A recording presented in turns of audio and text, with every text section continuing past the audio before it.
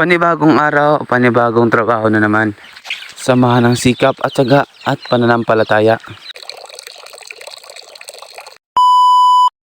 Ngayong araw ay samahan niyo ako papunta sa aming palayan. Dahil ngayon ang araw na itinakda para magtanim. Dito na nga po ako dumaan kasi medyo masakit na yung init.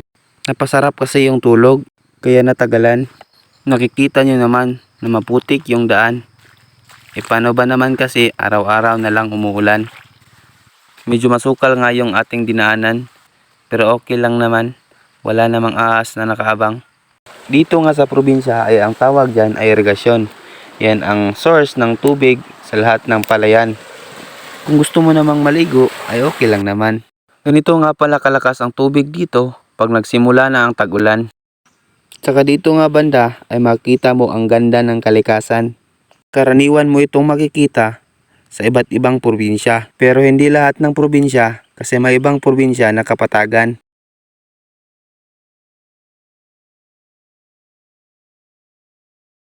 Kung sa probinsya ka titira, yung ibang prutas ay libre na. Tulad ng santol, mangga, at iba pa. A few moments later. At ako'y dumating na sa aming ginawang sisilungan kung sakaling mang-uulan. At ito na nga yung pagtataniman namin ng palay. At ako'y nagtaka kasi yung taong aming susulan para tumulong magtanim ay wala pa. Pero kalauna naman ay dumating na siya. At ako'y magsisimula na dahil tanghali na. Imbis na magsisimula na ako, tinawag ako ng aking ama. Kasi lalagyan daw muna ng pataba yung lupa. At ayan na nga, dali-dali ko nang kinuha para ako ay makipagsimula. At ito na nga yung pampataba ng lupa na ilalagay ko. Ang purpose kung bakit lalagyan muna ng ganyan yung lupa para ma-disinfect yung pagtataniman ng palay. Para rin habang maliit pa yung mga palay ay mayroon na silang masisip-sip na pataba upang maganda ang resulta ng paglaki nila.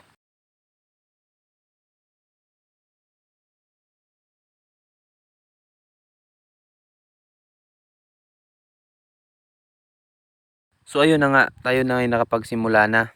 At kung napapansin niyo po na medyo napababad tayo sa trabaho. Kasi nga po, ngayon ay bakasyon pa naman para sa mga kapwa estudyante ko dyan. Habang wala pang pasok, ugaliin nating tumulong sa ating mga magulang. Dahil pag tayo ay nasa paaralan, lahat ginagawa nila para masuportahan ang iyong pangangailangan. Dapat hindi mo uubusin ang oras mo, kaka-cellphone lang.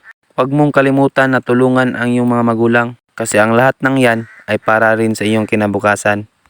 At ayun na nga, naubos na yung oras ko kakasalita. Please like, follow, and share. Thanks for watching.